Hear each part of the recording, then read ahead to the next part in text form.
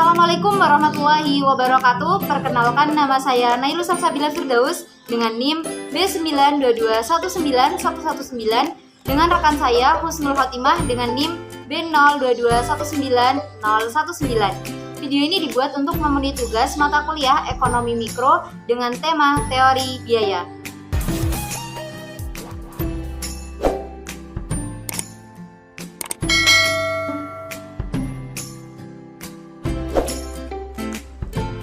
Pembahasan yang pertama yaitu mengenai pengertian biaya.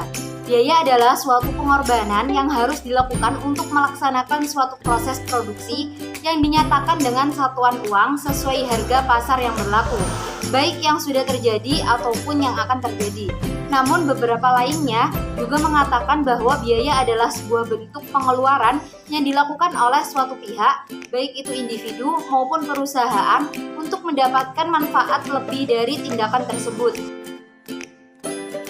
Secara mudah, dalam proses perdagangan atau sebuah transaksi, biaya merupakan sejumlah uang yang dikeluarkan oleh sebuah perusahaan atau perorangan untuk membuat produk atau jasa. Itu semua menyangkut hal yang memiliki nilai seperti biaya produksi, biaya perawatan, dan sebagainya. Karena itu, biaya ini akan dijadikan pertimbangan dalam menentukan harga jual produk tersebut. Yang kedua yaitu mengenai jenis-jenis biaya. Pada jenis biaya ini sebenarnya terbagi menjadi dua, di mana jenis biaya berdasarkan tujuan pengambilan keputusan dan jenis biaya berdasarkan perilaku. Sekarang kita bahas terlebih dahulu berdasarkan tujuan pengambilan suatu keputusan, yaitu biaya relevan atau relevant cost. Biaya relevan adalah suatu biaya yang terjadi hanya saat suatu alternatif tindakan tertentu, namun tidak terjadi pada alternatif tindakan lainnya. Yang kedua yaitu biaya tidak relevan atau irrelevant cost, yaitu sedangkan biaya tidak relevan merupakan suatu biaya yang tidak berbeda di antara alternatif tindakan yang ada.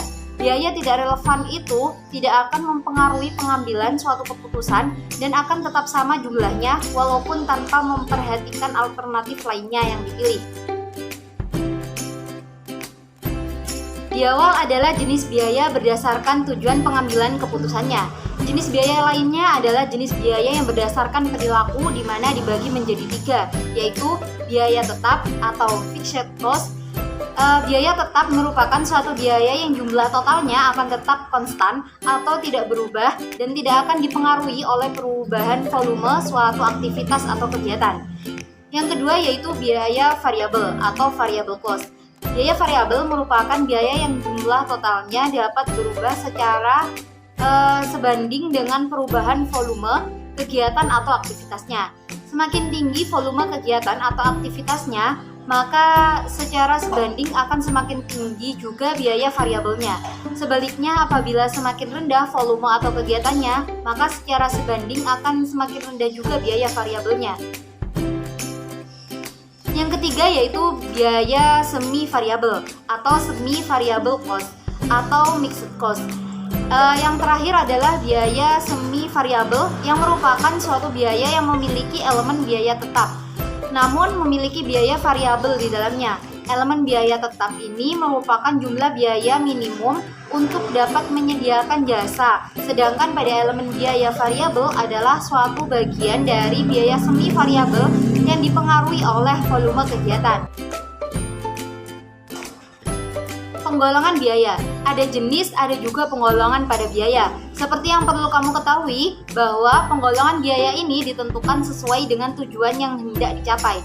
Karenanya biaya dapat digolongkan menjadi 5, yaitu objek pengeluaran, fungsi pokok dalam perusahaan, hubungan biaya dengan sesuatu yang dibiayai, perilaku biaya dalam hubungannya dengan perubahan volume kegiatan, dan yang terakhir yaitu jangka waktu dan manfaat.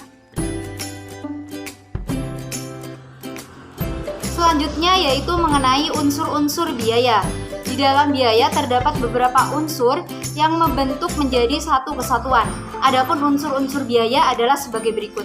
Yang pertama yaitu bahan baku langsung. Bahan baku langsung adalah bahan yang akan menjadi bagian dari barang hasil produksi. Jadi biaya bahan baku adalah harga pokok bahan tersebut yang diolah dalam proses produksi. Yang kedua yaitu tenaga kerja langsung.